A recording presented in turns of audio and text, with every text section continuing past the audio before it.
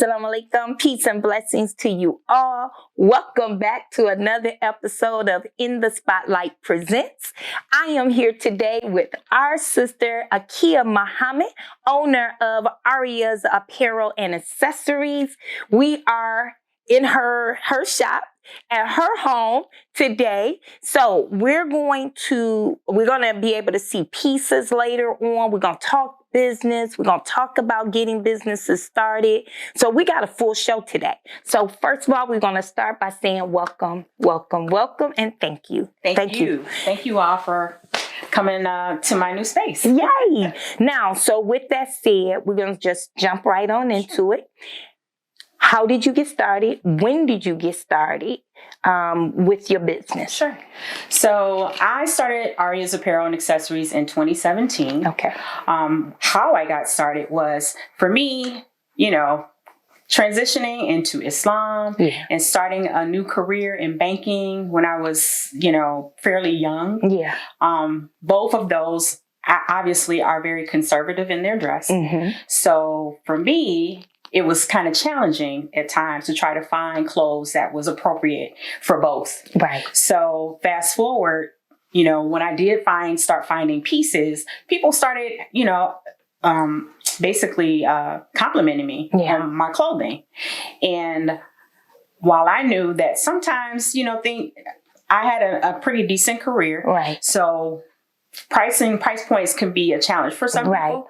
So that was one of the main reasons why I wanted to start a boutique that offered similar types of clothing that I think my clothing is more of a casual modesty. Mm-hmm. So I'm in that middle. So right. You got the formal, semi-formal, then you have the athleisure wear. I would say I'm more in the middle. Okay. But I thought that because I knew what I needed at the time, I realized that other sisters may have the same challenges that I did. So that was one of the real reasons why I started Ariya's. Besides that, I love fashion. So now let's go to the name. Sure. Ariya. Yes. Means Lioness of God. And one of my classmates, when I was taking a class as I was starting a business, she searched it and said that she found the meaning also meant modesty. Right. Which is one of the things that I really wanted the essence of my business to be about. So hence, that's why I chose the name. I love it. I love it. Now, on your website, and which you'll see that connected to this show. You mentioned simple and chic. Yes. And I've seen your things. I am wearing an outfit from Ariya, and I'm loving it. From the hat to the outfit, we'll go more into it. You'll see it. But it's modest. Mm-hmm. It's modern. It's simple and chic. And what's the sizes? We're talking what range here? Sure. So the sizes go from extra small in some instances to a size 3X. Mm-hmm. And if we're talking jeans, because I did in recent years start adding jeans to my boutique, they go up to a 24. Okay. So now, the size, and I have a lot of one size fits most as well. So we're talking from the smallest to the plus size and all in between. Exactly. Now, let's get to the business aspect. What are hurdles? And for those who would consider opening their own boutique, what are some of the hurdles that you would say you faced in establishing a boutique? So before I started the boutique, obviously I had the idea. Right. And what I think was most intimidating was all of what you would think in your mind, the paperwork, all of the process that it takes to actually be a legitimate business. Right. So those were the things that I thought were hurdles. But then I took a course through Bill Institute in Detroit. And basically what they do is they help you with basically starting a business and potentially coming out with a business plan. So I went into this class, mostly women, very small class, but nonetheless, all of us were pretty much in the ideation, phase of our businesses. I think there was one person who had a full-on business at the time in the class, and I think she was just looking to expand or transition. Nonetheless, we all were like, okay, we need you to get to the point of how do we get our LLC? And so my teacher at the time, he had his own business. Right. And he just showed us an example of his paperwork. Literally, it was nothing. After that, Okay. I was like, oh, so that was one hurdle. Right. Naturally, the other hurdles is in getting the finances that you need to, obviously, if you're a product-based business like I am, to get the financing, to be able to get your inventory, your branding and all of those things. So I did bootstrap my business initially myself. And then maybe a couple years later, I was blessed to be able to get a couple of grants.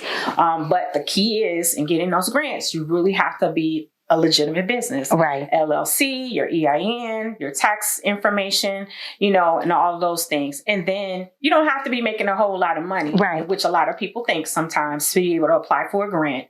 That's not the case. So it's just knowing the resources and being able to go ahead and just step out on faith and apply, which is what I did in one case. And, we can talk about it if you want, but because I thought the beauty in that was this particular grant, I got $20,000 for. Wow. And I applied twice. Right. The first time I didn't get it, and I tried again. And the second time I was fortunate and blessed enough to be able to get it in 2020.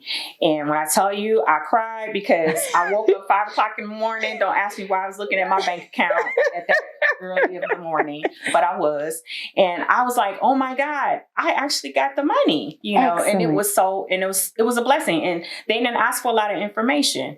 You just have to be a legitimate business. I think that's key because a lot of times we have a great idea.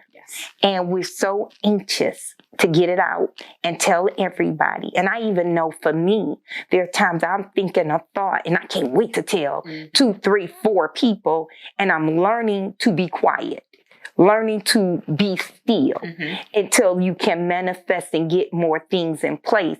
But I think a lot of times we tend to run with the concept. I want to be a business owner. I want to be an entrepreneur, but we don't take the steps. Right. Or when you realize what the steps are, they look intimidating. Yeah. Because I've seen that happen to a few people that, I've actually been blessed and fortunate enough to be able to share knowledge because I don't mind sharing. Right. And then when I tell them, I can tell them sometimes they are a little overwhelmed. Yeah. But it really isn't overwhelming. Getting to the process of where you actually are a legitimate business is easy. It's about the steps after that. Okay. Being able to maintain your business. And like I said, the funding aspect, especially for people of color, is a challenge for us anyway. Yeah. It's gotten better in the last few years where we do see a lot more opportunities for funding, but it's still, nowhere near where we should be. Right. So let me ask you this. Now you're here. You have it now for 5 years. 5 years. Yep. February will be 5 years. Right now, what is your greatest achievement in these almost 5 years? What has been your greatest achievement? Being able to say that I'm still here. Yeah. Especially after COVID, because there are a lot of businesses, small businesses like mine, that didn't make it. Yeah. So for me, I think that was a fortunate thing of being able to say I'm still here. And I'm still, even some people that follow me on Instagram or on my social medias that met me at the pop-up that I had in Grandma Rosedale. They're like, oh, you're still here. Yeah, I'm not gone anywhere. I'm still here. I'm still, out doing the pop-ups and, getting the brand awareness and stuff like that. So I think that is probably the biggest achievement right now, given the pandemic has, obviously impacted quite a few small businesses that I can honestly say that I'm still here. Now, we spoke on something before, and I really want to bring this up because I heard Master P. I shared this TikTok with a few people. Master P said, I graduated college in one day. And he went on to say that he attended college and the professor asked, what's the number one product McDonald's sell? And everybody guessing, this burger, that burger, fries, etc. And the professor said, no, it's consistency.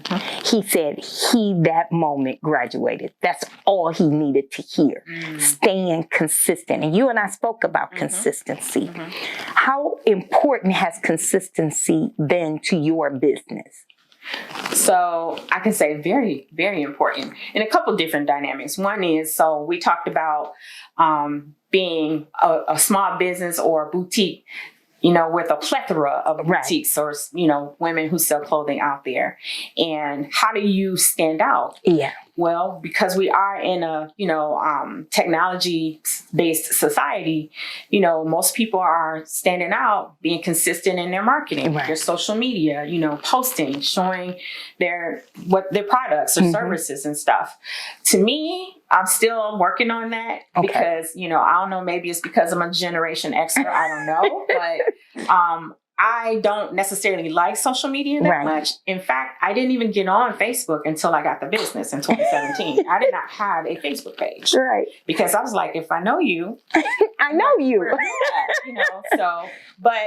So I'm still working on the consistency in that space, and it is important because you want to be able to let people know you're still here. Right. And you want to be able to stand out. What makes you different or unique, or why should I buy from you than this person down the street? Mind you, I do have unique stuff, but they don't know that unless I let them know. Right. The marketing part. Right. And then the other part of the consistency is just, trying to make sure that, one, being that I am a apparel business, you want to keep things fresh. You want to keep things new, so that's the other thing too. That's the consistent part too. You don't want people coming to the website and they still see the same clothes that you had last year or whatever. So you have to be consistent in making sure that you have fresh product that people will buy.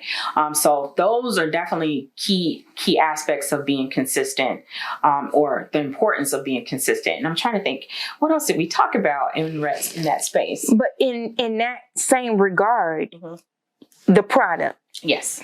How do you know? Because there's so many who are selling things. How do you know what product? Because I'm sure you have thousands of items to choose from. So how do you know which item would be the perfect item, either for your customer or to make a part of your brand? How do you choose that?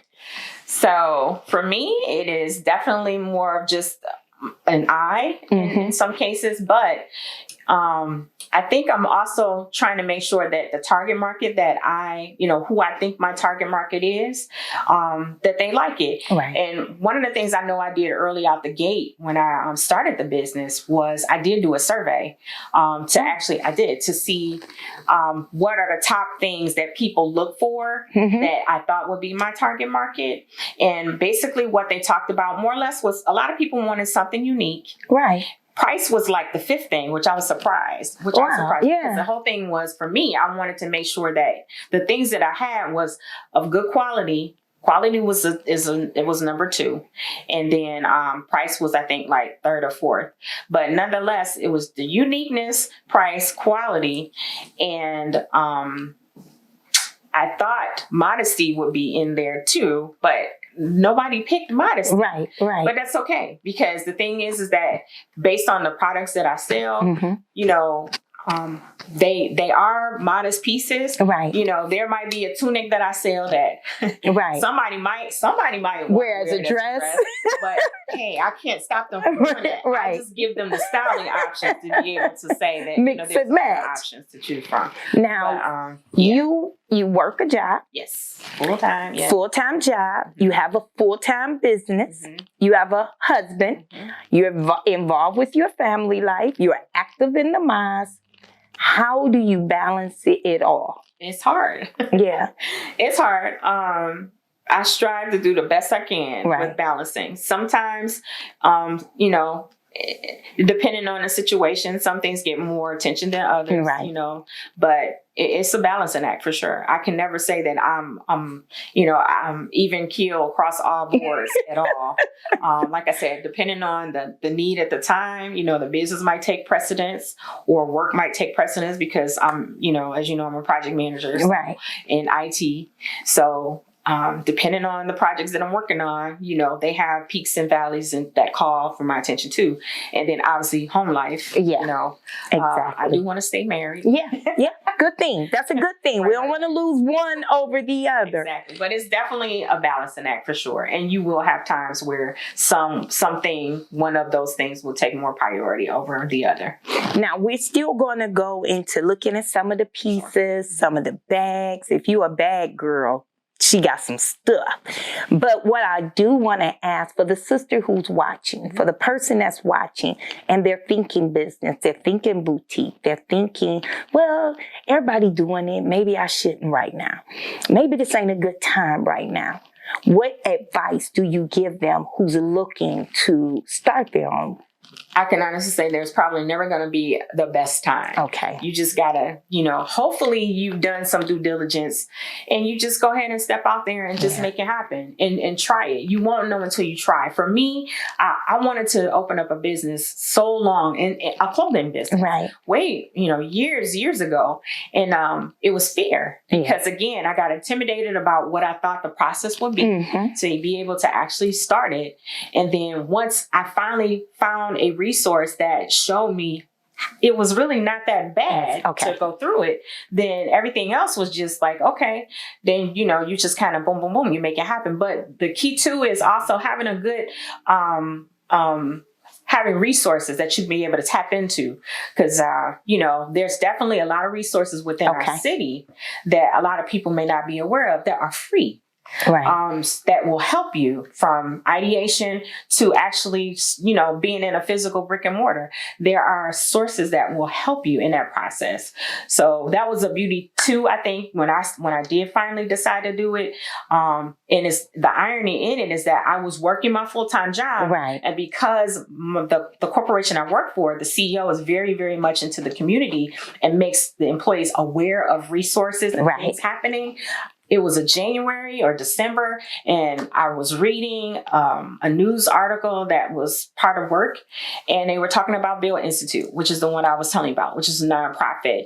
Now, they're not free, but they're income-based. Right. And they help you start your business, from ideation to a business plan. And I was like, okay, this is kind of cool. This is good. I went ahead and I applied. I submitted the application, and the rest is history. Right.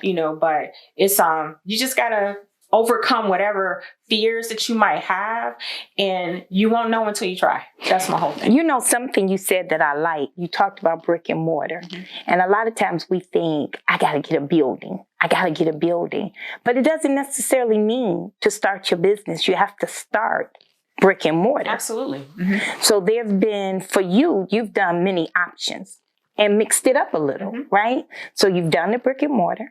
You've done the pop-ups. Your home base. Do you have a preference? I do. I want a building. You want a building? I do. I want a brick and mortar. And the reason why is because I love the pop-ups. I love being able to interact with the people.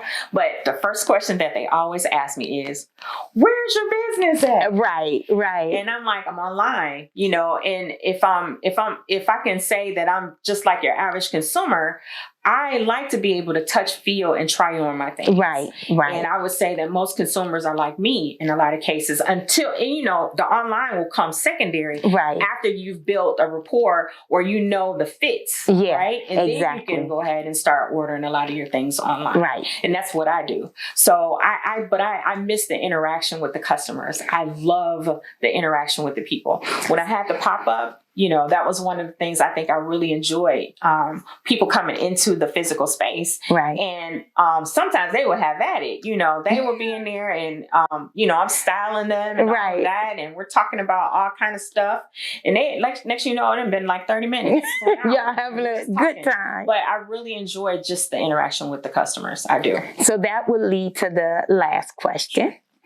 2023 is right here. What can we expect? What is 2023 looking like for Akia Muhammad as well as for the business? So definitely pop-ups for 2023. Okay. So I'm definitely looking forward to that. And who knows, I'm thinking I'm going to be applying for some grants. Okay. Seeing if I can get funding to potentially start looking at a physical place. That is the next step. For sure. So what we're going to do, we're going to make a quick transition. We are going from sitting that we're going to now look at some of the mannequins and displays that's in her shop. Sister Akia going to walk us through, show you some of the pieces she have. We're going to provide you the website information, how to contact our sister, go online. If you're in the local area, how to get in touch. get with some of her pop-up locations. It's the holiday time. It's winter time. We really want to we're getting ready for Savior's Day. Yes. So this is the perfect time to get those extra pieces, as you can see, as I have. So give us a moment and let's go and transition.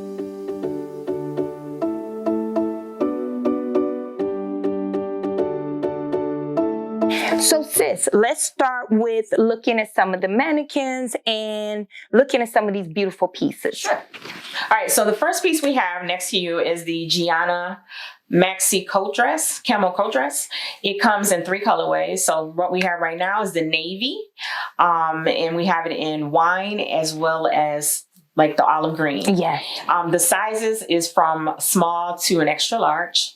I would say the extra large probably fits more like a 14, 16. Right. So you can kind of gauge from there.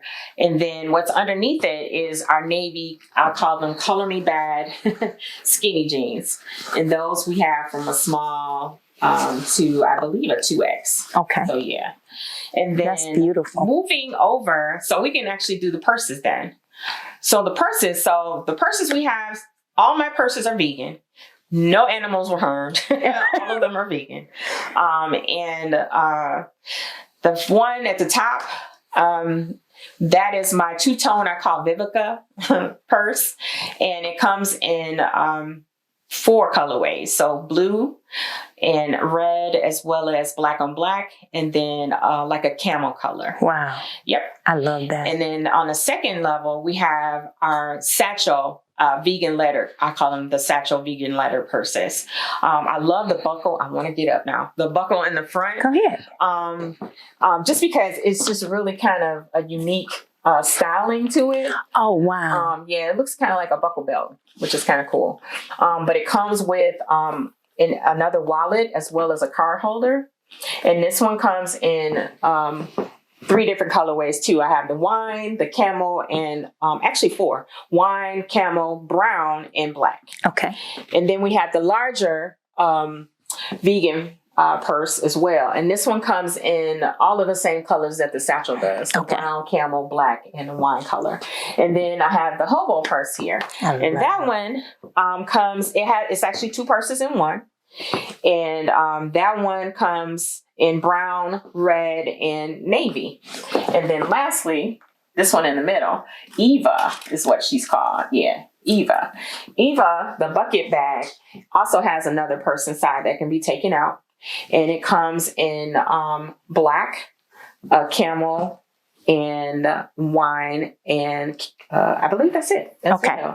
So yeah, and then I have some other ones on the website as well that people can definitely go and check out. Oh, and then lastly, this outfit here. So this one, which has really been a hot seller this winter. This jacket is I call it the boss lady jacket. Right. Yeah, and it's kind of like a wool, but you see it has these the little fringes around it. And I love the side of it because it's not just straight. It's like this angle, which I think gives it a little bit more flair. But I definitely get a lot of people loving that one. And that one comes small through size large. Excellent. Yep. Beautiful. And then the pants, and then there's a bustier underneath it, but you can definitely wear it with a turtleneck. And the pants and the bustier actually is a set. It comes together. Excellent. But yeah, so those are just a few items. But again, we have obviously lots and lots of other items on the site. And give them the website. Yes, the website is www.ariasapparel.com. You can also purchase on Facebook and Instagram as well. On the shops there. Okay. And we take Afterpay, Sezzle, Shop Pay, all of those different things. Say the word Afterpay. Different payment options. So yes, I really hope people go on and check it out. Now, again, for all those that are watching, we know we're at that time of the year where we're going into the new year. You want new pieces. It's at the holiday time. Times we're going to be visiting, traveling. Excellent, modest pieces to add to the wardrobe for work, for school. Mm-hmm. And it doesn't stop here. So we saw a few of the outfits. We saw some of the bags, the earrings I'm wearing, the hat. Oh, we have to talk about my hat. We got the hat as well as from here. So please check out the website. And that is www.ariyasapparel.com.